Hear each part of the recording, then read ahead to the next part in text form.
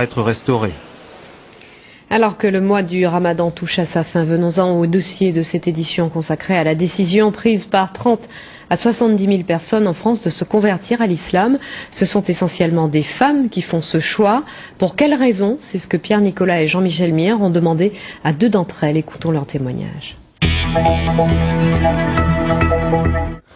Géraldine est fière. Fière d'être bretonne, fière d'être française et fière d'être musulmane.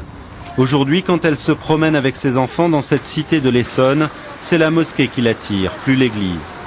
Avant, lors des journées mondiales de la jeunesse, elle lançait des hurrahs au pape, la croix au cou. Pied de nez au Vatican, c'est le 15 août dernier, jour de l'Assomption, qu'elle a finalement choisi d'embrasser l'islam. Elle n'a eu qu'une phrase à prononcer. La ilaha illallah wa Muhammad Rasoul Allah. Excusez-moi pour l'arabe, encore un peu de mal. Il n'y a qu'un seul Dieu et Muhammad est son prophète. Son sens de l'orientation, elle en rigole, est aussi approximatif que son arabe, mais elle s'applique. Et là je suis évidemment inversée. Donc, cette boussole spéciale indique la Mecque. Donc il faut suivre cette direction-là pour la prière.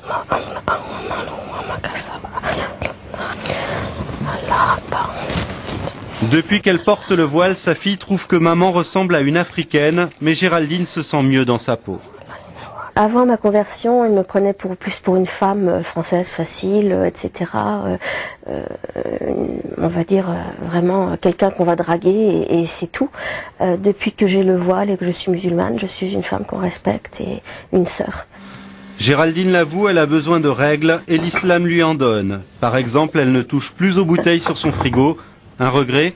C'est plus quand je mange, par exemple, un plat typique qu'on a l'habitude de servir avec un vin rouge, ou même les huîtres que j'ai mangées dimanche sans muscadet, c'était un petit peu tristounet finalement, puis c'est bien passé avec le citron. La conversion de Valérie est plus ancienne. Élève brillante, doctorante, elle a franchi le pas il y a 2 ans.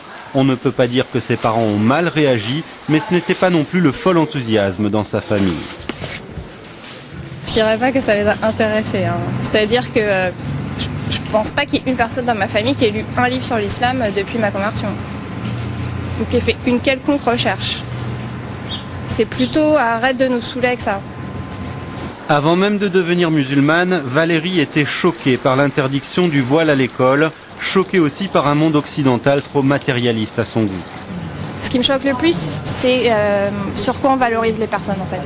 C'est bien si on est compétitif sur le marché, même si on est un peu requin, un peu filou, arnaqueur, c'est pas grave, si on est compétitif, si on sait se vendre, tout est une question de commerce, il n'y a plus que ça.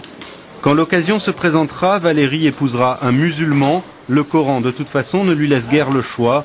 S'ils ont des enfants ensemble, elle les éduquera selon les valeurs de l'islam, libre à eux de choisir leur religion quand ils seront majeurs.